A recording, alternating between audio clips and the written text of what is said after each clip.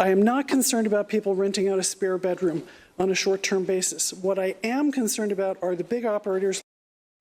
Well, the city of Houston is getting a little bit closer to enacting a short-term rental ordinance, but some people who made public comments during the city council meeting today don't believe it's enough to keep their communities safe. KPRC2's Jaewon Jung live tonight at City Hall to explain how the ordinance would work and why people have some concerns. Jaewon.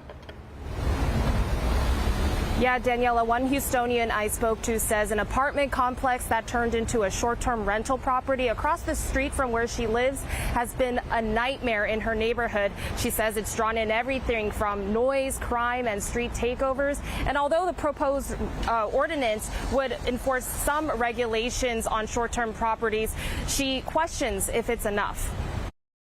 It's affected every element of living in a really lovely neighborhood. Gretchen Gillis has lived in the Museum District for 15 years. She tells me ever since an apartment complex turned into a short-term rental property, her quality of life was affected. When many of us bought our properties, there was no hotel-like property there. It has become a hotel. Gillis was one of nearly a dozen people who made public comment about the city of Houston's proposed short-term rental ordinance. If passed, it would require short-term rental owners to register with the city every year to operate. That would cost $275 a year.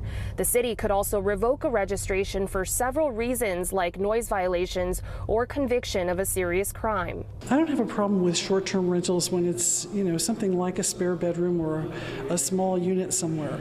But when you have essentially a hotel with no management and no security on site, it becomes a nuisance. City Councilwoman Abby Kamen said during the meeting there will be proposed amendments to the ordinance, including language on multifamily properties and the term platform.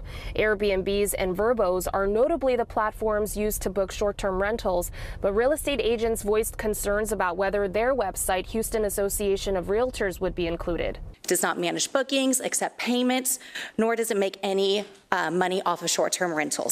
It is simply a listing tool used by licensed professionals to market properties. Short-term rental host Martin Prendergast also voiced his concern about the timeline it takes to receive a registration certificate.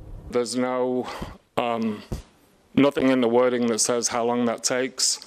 It could be, I know in LA, I think it's 8 to 9 months. So, we'd look for clarification on exactly how that would work out. And the city attorney did clarify the timeline on getting a registration certificate for short-term rental property owners.